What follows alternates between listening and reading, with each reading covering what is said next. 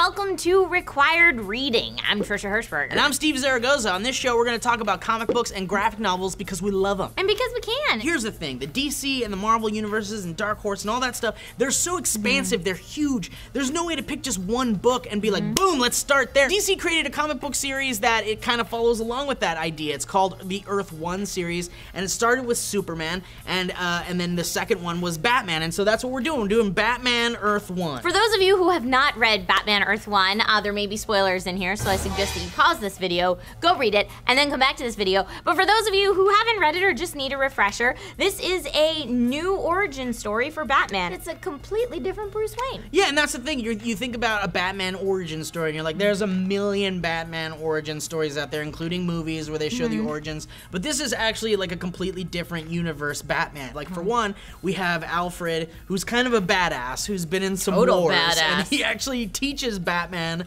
all of his kung fu moves, which is something that we've never really seen in the series. Yeah, Alfred's way more than a butler here, kid. We have Oswald Cobblepot, who's the mayor of Gotham, which is craziness. And we also have Batman related, the Waynes related to the Arkhams, which is really cool. I love that. Spoiler alert, spoiler alert. Yeah, and that's a really cool thing. You're like, whoa, Batman's related to the Arkhams, that's Mother's insane. maiden name, Arkham. Yeah, Boo, what you gonna do with that? So some of the things about Batman in this book is, in the beginning, he's very clumsy. He's falling off of ledges, and his weapon isn't working too well, and he just kind of, and then he just kind of gives up, and he lets the guy get away. Yeah, he's not the polished fighter we're used to seeing. Yeah, and especially when Alfred's telling him, I don't think you're ready yet to be Batman, I don't think you're ready to do this. You know, Alfred and Batman actually fight, which was really cool. And Alfred kind of kicks his ass, but then he's kind of like, well, maybe he is ready, because Batman does actually ultimately take him down. That's kind of a cool thing. I think that that's something that Jeff Johns and Gary Frank do really well when they work together. They're really good at highlighting that kind of subtle emotional side of it. Like, I love that they made the choice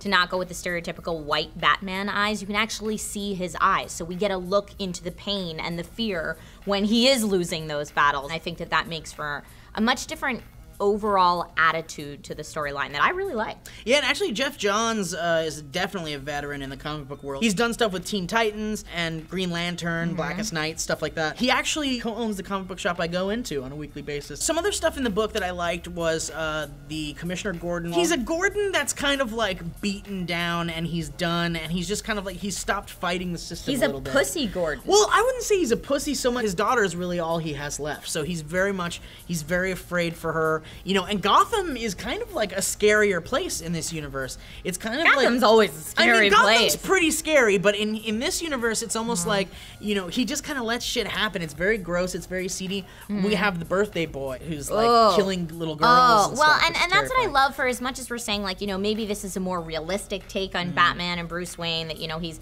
not quite that polished fighter in the beginning. At the same time, we also have the mayor employing a serial killer. Yeah, well, on I mean, the regular. It's the Penguin, and he wouldn't some be fantasy there. Finally, it leads up to the epic confrontation between Batman and the Penguin, and Batman is stabbed by the Penguin, and it's like this very scary thing, and you think the Penguin's gonna kill him, and bam, in comes Alfred with his shotgun, with a gun, saving the day, which is something we don't expect to see in the Batman world. But yeah, and his body splayed on the ground. He was shot with a shotgun, and he fell out a window. So that's kind of like, is he dead? Let's check his pulse. Pretty sure he's dead. Yeah, I'm pretty sure he's dead. My final thoughts on Batman Earth 1 were that I really enjoyed it. It was a completely new twist on Batman. I mean, I did think that there were some choices made in the storyline that were a bit confusing to me, but it's just the first one. So maybe those things will be explained later, so I don't want to be too critical. I did overall have a great time. I would say for your hardcore Batman fans, read it. It's a very short read. It is just a self-contained book. You don't have to read back 100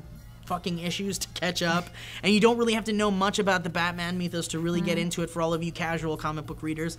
And also for you newcomers that are kind of looking to get into a new Batman story, this is perfect, because it does seem like they're going to continue the series. Jeff Johns is going to write another one. So I'd say if you want to get in on a new Batman series, jump on board with this one. It's a good place to start. So we also got a chance to go to the Twitter space and see what those of you who've read it, have thought about it. At Rory Goodridge says, brilliant alternate backstory for Batman. The twist on Alfred's character is worth the read on its own. Oh, check this out. Charlie Levinson on Twitter says, a refreshing retale of his origin stories and is a really good read, but the Superman Earth 1 is better in my opinion. But we were talking to DJ. I was talking to DJ about this earlier, and I was like, I didn't know there was a Superman Earth 1, but DJ says it's not that great. I've seen a lot of people comparing the Superman Earth 1 and the Batman Earth 1, and I'd say it's pretty mixed on everyone's feelings. Sean Riaz, who is actually a big SourceFed fan, he draws a lot of us. He's a great artist. He says, won't put it up with the all-time best, but don't hate it. Love Gary Frank's art. Didn't love Alfred. Surprised by the ending.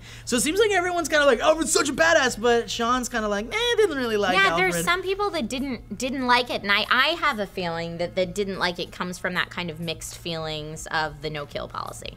That would be my guess. All right, guys, well, thank you so much for joining us for this first edition of Required Reading. Next week, we're reading Saga, Volume 1, which is a cross between Game of Thrones and Star Wars. It's awesome, so please read that book. If you have time by next week, send us a tweet letting us know what you thought about the book. It's gonna be a lot of fun, and now it's time for DJ's Pull List. DJ, what you got, baby? Hi, everybody, it's DJ, and I'm gonna tell you what should be on your pull list this week. Event fever is in the air. DC Comics is releasing their first big event for the New 52, Forever Evil. The bad guys are taking over, and DC's releasing a slew of one-shots focused on your favorite baddies. If you can't pick up all the bad guy comics this week, and let's face it, who can? The one I recommend is Batman 23.1, The Joker, because it's the Joker. DC Comics isn't the only one with those event goggles on. Marvel's releasing the second issue of their big universe-spanning event, Infinity, which includes everybody. They're also releasing their big X-Men crossover, X-Men Battle of the Atom #1. You don't even have to wait another week for the second chapter of that. It comes out this week as well in all new X-Men #16. If you're looking for some lighter fare, if you're a Batman fan, I recommend checking out Batman Black and White #1. Features the best writers and artists tackling your favorite Dark Knight, all in black and white. And finally, for my pull of the week, Trillium 2. Trillium is written and drawn by Jeff Lemire. It's a giant space saga that deals with time travel and romance, and it's just the perfect example of prose and pictures merging together to make a beautiful work of art. So that's what should be on your pull list this week. Please hit us up on Twitter and let us know what you're picking up next week, and we'll include you in this little ticker down below. Like and subscribe if you haven't already, or you can click this annotation for the rest of our stories. My name is DJ, and we look forward to seeing you again.